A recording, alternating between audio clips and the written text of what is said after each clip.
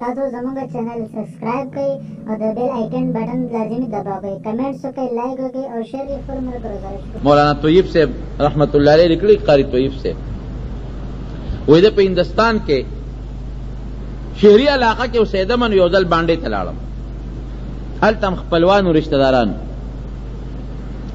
وی چې هلته لاړم د هغه ځای آب و هوا مې ډېره زیاته خوښه شوه. یخه هوا لګي او نه دوړه شته او نه لوګې شته. په ښاریه کې خو لوګي ډېر زیات دي، ګرمي ډېره زیاته وي، یخه مزېداره ښکلې هوا ده او ښایسته اوبه دي. وایي ما هغه خپلوانو ته وی چې تاسو مزې وکړئ، مونږ خو په دې ښاریه کې مړه شو د ګرمۍ نه او د لوګو نه او د دوندونو نه او د دوړو نه. ښایسته ښکلې هوا کې دیره یې مزېدارې هوا در باندې لګي او یخ اوبو ته پراته یې. وی هغې وی چې یاره ټیک ده، مونږ خو په دې ډېر زیات خوشحاله یو، خو په یو غم مونږ اخته یو چې هغه تاسو کره نشته، تاسو ښار کې نشته. هسه شی دی، وی بیزوګانو نه ډېر تنګ یو، راځي کټوی رانه تښتئ چې کټوی پخه کو مونږ ته لږ کوټې ته ننوځو، بیزو راشي په دواړه لاسه کې ونیسي ویې تښتئ. ډوډۍ بار نشو پرېښودی، خو چې څنګه بیزو راشي غوڼ ښکاري ونیسي ویې تښتئ. میوه بار نشو پرېښودی، مونږ خو د بیزوګانو د لاسه سپې موله راغلي یو. وایي ما ورته ویل چې هلکه دا خو ډېر اسان علاج دی، مړی به یې کړو که نه، زه به د دارو راوړم، ډوډۍ کې به یې واچو او بیزوګانو ته به یې واچو او هغې به یې وخوري. ټولو بیزوګانې یو څو ورځې به ورته ډوډۍ واچو، به یې خوري، بس مړی به شي، خلاص به شی. وایي مونږ هم هلکانو وی لاړم د پساري دکان ته، زهر مې را واخېسته او هغه زهر مې په وړو کې ګډ کړه او د هغې نه م ډوډۍ پخې کړه او هغه ډوډۍ م را واخېستې بره په چت باندې بیزوګانو ته ټوټې ټوټې کړې او مونږ ورته داسې بار یو پټ ځای کې کېناستو چې دا بیزوګانې به اوس راشي، دا ډوډۍ به وخوري، مونږ به ورته ګورو مړی به شي. وی دې کې یو بیزو راله، وی چې څنګه راله بیزو، هغه ډوډۍ ته یې ګوته کړې داسې په دې لاس و بیزو لکه د انسان داسې لاسونو باندې لکه شی راځي. ډوډۍ را واخېسته، لا ولې بین کړه. ګورې که تاسو بیزو ته کتلي که نه، هر شی چې خوري لا ولې بین یې کړه، چې بین یې کړه واپس یې کېښوده، لاړه. وایي مونږ وی چې دا ګوره ورته دا خو شیخ هوښیار دی، ډوډۍ ګوره بوی کړه او بې نه خوړه او لاړه او تښتېده. وی چې لږ ساعت تېر شو، دوه درې بیزوګانې رالې. وی چې رالې څنګه هغوی یې ډوډۍ را واخېسته، هغې م بوی کړه، کېښوده، لاړې. وی چې لږ ساعت تېر شو، پکې یو غټ بیز دی او یو پنځه شپږ بیزوګانې ورسره دي، دې رالل. وی هغه غټ بیز هغه ډوډۍ را واخېسته، پوزې ته یې ښکته کړه او بیا یې پوزې ته ونیوله، دوه درې ځله وی کېښوده، لاړل. وی مونږ وی چې دا خو نوې نخره جوړه شوه، بیزوګانې راځي او ډوډۍ بیایي او واپس ځي. وی چې لږ ساعت تېر شو، بلا لښکر د بیزوګانو راغی، یو شل دېرش، او هر یو بیزو سره په لاس کې یو شنه پاڼه ده، شنه. هغه پاڼه یې کېښودې او رالې هغه ډوډۍ یې وخوړه. د سیل مې چې څومره ډوډۍ مونږ ریچې کړې او ټوله یې وخوړه او بیا یوه پاڼه یې را واخېسته، ورپسې یې وخوړه او بیا په ګډا شوې. بیزوګانې خو ګډېږي م که نه، په ګډا شوې بیزوګانې. وی ښه تماشه یې وکړه او ګډې شوې. مونږ ورته ګورو، لاړې اړو اساس هرې پې ونه. وی ما ملګرو ته وی چې ګوره مونږ هم وایو چې زمونږ ډاکټران په لیباټرو شی معلوموي، ځکه نه ډاکټر له یو ډوډۍ اوسه چې دې کې زهر شته او که نشته، ډاکټر د هغې زهر نشي معلومولی. هغه که د هغې زهر معلوموي نو په لیباټرۍ به یې معلوموي. اورېږه صاحب دا مونږ لیباټرۍ ته وړو، هلته کې مونږ ګورو چې دې کې څه شی دی. او بیزو له پروردګار په دا پوزه کې داسې لیباټري پیدا کړې ده چې هغه ډوډۍ یې بینم کړه، ورته پته مو لګېده چې دې کې کم نمبر زهر دی، او بیا د هغې علاج هم ورته معلوم دی چې په کومه پاڼه دا زهر ختمېږي. لاړی هغه پاڼه یې راوړی، هغې ورپسې وکړه، هېڅ هم نشته. وایي زمونږ ډاکټر او طبیب لا دا چل ورځي کوم چې رب العالمین دی بیزوګانو ته لا کم چل ښولی دی. تبلیغي ملګري چا نه مې اورېدلي دي افریقې ته، نو وایي چې افریقې ته لاړل، نو کال یې تېر که واپس راتلل. یو ملګری پکې داسې و چې هغه به ږیره او دا سر توروله. بعضې خلک اوس هم ځان نه هلکان جوړوي، قدرتي الله وله ویښته سپین کړي دی تور کړي. اغم دا چالو که چیرې اوس واپس کلی ته اوس روان دي او ورځ دوی پاتې دي، نو ځان سره دا پاکستان نه هغه د ویښتو د تورولو هغه ډبې مبې وړې دی چې واپس کلی ته ځمه چې د خپل ویښته ځان له تور کړم.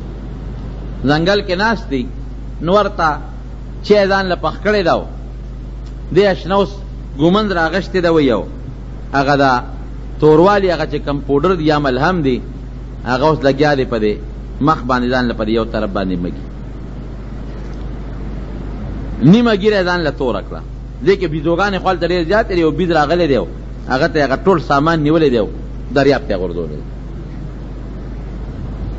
چې دریاب ته یې غورځولی دې ملګري اوس نورو ملګرو ته چې هلکه دا اوس څه په مصیبت وړېدم، ما خو ځان له نیمه ګیره توره کړه او نیمه مې پاتې را سپینه. اوس دا ملهم خو به دې ځنګل کې مونږ ته میلاویږي نه، دې سره به اوس څه کوو؟ په دې سوچ کې دی او په دې فکر کې دی او ملګري مو سره پریشان دی چې واقعي دا اوس که دا نیمه واپس مونږ ووینځو دا نیمه خو توره ده او نیمه ګیره سپینه ده، نو دا اوس مونږ خاریې ته هم نشو تللی او چې وطن ته ځو دا خلک به څه وایي، او بل دا چې په دې علاقه کې اوس ورو مونږ ګرځو نو دا خلک به را پورې خاندي چې یاره دا صاحب ته وګوره نیمه ګیره توره ده یو طرف او نیمه سپینه ده. وی دې کې یو بیزو راله، وایي چې څنګه بیزو راله ورسره ډکي دي، هغه ډکي راوړل او نغري کې کېښودل. وی دې ملګري ورته غوسه شو، لرګي ته یې ګوتې کړه چې دې بیزو خو ما ده دا ما هغه ده، وي مونږ ته چې لکه ته پرېږدې کې څه چل شته، دا ډکي دې راوړل او دې نغري کې کېښودل، دې بیزو ته ته پرېږدې کې څه چل شته دی. وی خیر هغه مونږ ته بیزو ګوري او هغه ډکي په هغه نغري کې وسوځول. وی چې ویې سوځول غیرې یې داسې را جارو کړې، وی چې را جارو یې کړې اوس غیرې رالي په لاسو او په ځان مګي داسې په سرم مګي.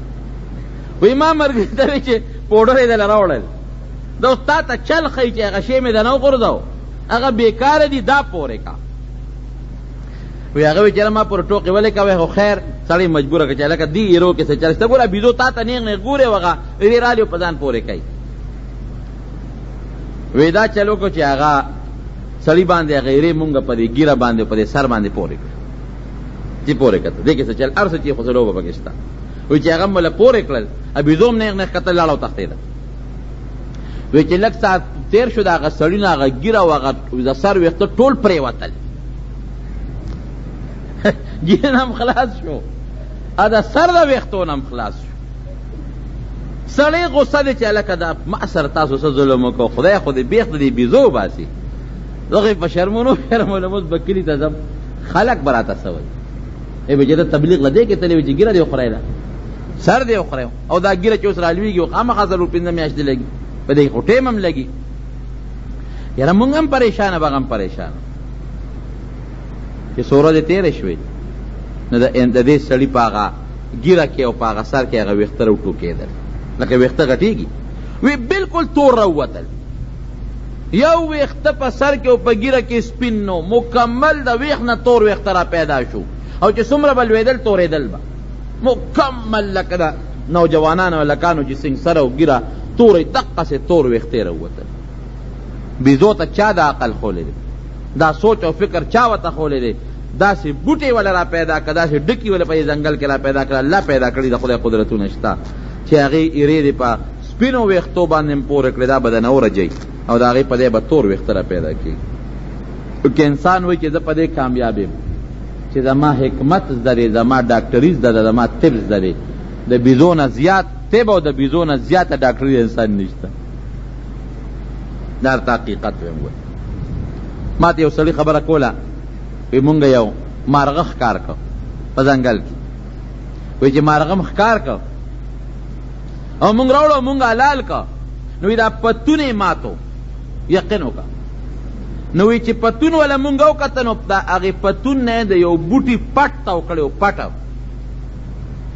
هغه پټ و پورې نښتی و. وی مونږ ورېږئ دا ګورو چې دا پټ دی ولې تاو دی، وی چې پټ هم تې په قلاره جدا کړ او لاندې م د هغې هغه پتون وکته او بیا م وله هغه پتون اوسیره لکه اپریشن چې کوې نو د هغې اډوکې ماتو. ګوره رب العالمین دا هغې ته په عقل کې چولی دي چې دا اډوکې ستا مات دی، د پلانکې اونې پټ چې ته تاو کې نو هغه اډوکې به ځای له ورولي. نو انسان په څه باندې غاوره دی؟ دی په څه انسان دی دی پا کم یو دکی کم طاقت تے چی دی ویزا پاگی اوچتے ما یو سیز دی پا دکی چی پاگا سیز با دی کمال ترسیگی اغیتا دا قرآن او دا حدیث و علم او پویا گوری وی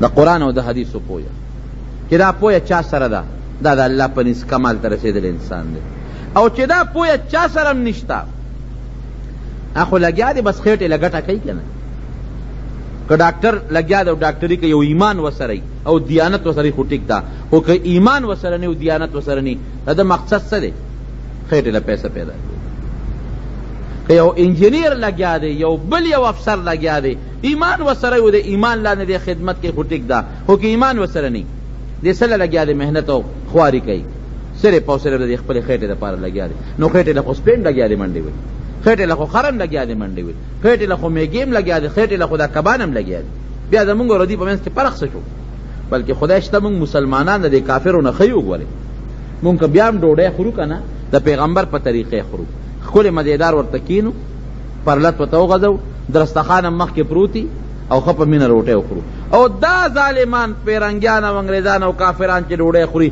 دا غیغ خوراکم دا سپو دا خرو پا شکلی اغیم پا ولالا خوری و دیم پا ولالا خوری فرق پا کسی شو نلوی سیزرونو دا کمال کہ انسان پہ کمال ترسے و انسان پہ کامیابی گیا غصہ شے دے اگا دا اللہ دا کتاب و دا پیغمبر دا حدیث و علم و پویا دا رب العالمین دی زمون نصیب کی دا دا کمال شے دے دا دا کامیابی شے دے او نبی کریم صلی اللہ علیہ وسلم فرمائی اوگد حدیث تے یو رکوٹ غند جملہ دا پکے کہ العلماء ورثت الانبیاء علماء دا پیغمبران وارثان دی دا پیغمبر وارث تے